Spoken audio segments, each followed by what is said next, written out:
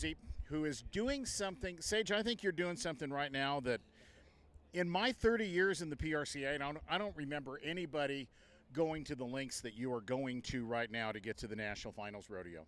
You got hurt. You broke your collarbone in Cheyenne. You had been to 25 rodeos and a bunch of extreme bulls at the time.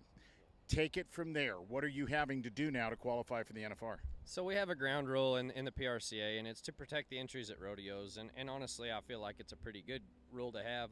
You have to go to 40 rodeos for your extreme bulls money to count.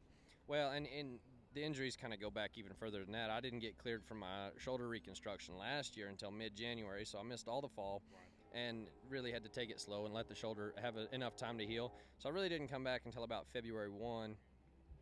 And then I actually tore my groin off my pelvis after the finals in San Antonio, so the end of February. So I really just didn't get to go to very many rodeos. I had a lot of success at the few rodeos that I got to go to.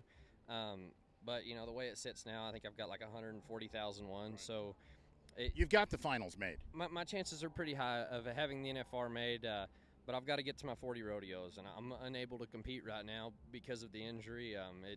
My collarbone's still very unstable. Dr. Tandy Freeman put me back together 2 weeks ago to the day, I guess. But he put me back together and said, you know, it's 6 weeks heal time. So that's what we're doing. The only way for me to get my 40 required rodeos is to come here and kind of mount a bull out. Right. So basically what the fans saw at the rodeos you were at last week, you and I had the chance to explain this in Hermiston, what the fans are going to see in Gooding tonight. You're getting on a bull with something that looks to me a lot like the leash I put on my Jack Russell, to be honest. And you're basically just hanging on the gate, paid the entry fee, paid the travel. You are investing a lot of money in getting to these last 15 rodeos, I guess 10 now from now until Lewiston, Idaho. I think will be number 10 from this point on, right? Yeah, for sure. I mean, it's probably going to be, you know, close to 10,000 by the end of this deal. Investing's the right word, though. At the end of the day, I mean, the NFR pays a ton of money, and a guy could walk out of there with $250,000, you know, over the course of 10 days. So for me, it really is just kind of a business decision. You know, pay the $10,000 up front, be away from my family for a month and a half. You know, yeah, the rule states that I have to be holding on to a rope with a set of bells on it. So I've got a set of bells on my rope and be in contact with the bull whenever he breaks the plane of the chute. So that's what I'm doing. Yeah. What is the duration of the injury? Is there a chance that you could be healthy, for example, and cleared to ride by the time the big rodeo in Sioux Falls comes around the last weekend in September, or do you know at this point? Yeah, so it's 6 to 8 weeks for the collarbone to be totally healed. You know, as a bull rider, I'm looking more that 6-week territory. Right. If I were a doctor, I'd lie to you guys. Yeah, it's a 3-month injury, knowing full well you're going to come back in a month and a half. Yeah, for sure. But 6 weeks seems like kind of pretty appropriate heal time, which will put me right after Pendleton. I should be back healthy.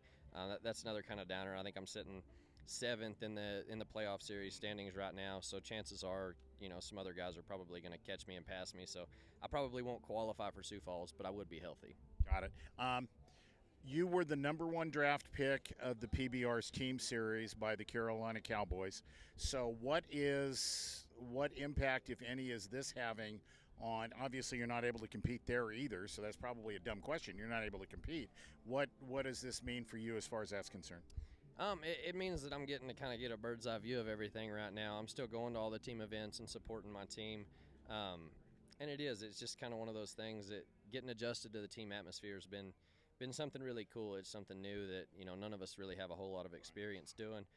So, you know, right now just trying to help the team build a good team culture and, just going to the events and supporting my brothers. Last question. You've got a pretty good sense of history. When you were a rookie, you were the one that told me about Bill Cornell, having been a Rookie of the Year and a world champion in the same year.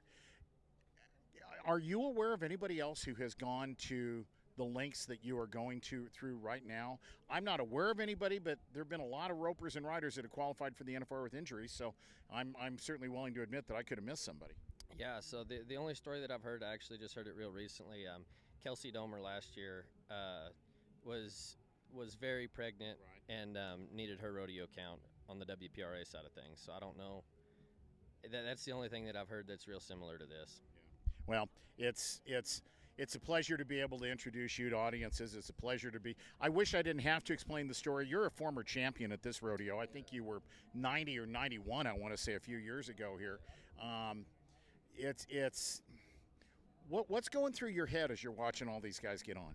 I mean, honestly, I'm just trying to kind of enjoy the ride. At the end of the day, I have a great opportunity laid out in front of me, and I'm gonna just take it for what it is. Is it ideal? Would I love to be home with my family? Of course I would. But at the end of the day, like I said, it's an investment. And yes, I'm just kind of out here smelling roses and enjoying it all. Get healthy. You got it. Sage Kimzey joining us. That's an explanation of what Sage is doing right now for the next, all the way through the Lewiston Roundup. You told me you were going to throw your hat at the end of that rodeo because that'll be number 10, and he'll be able to go home from that point on. Thank you to Sage Kimzey for joining us.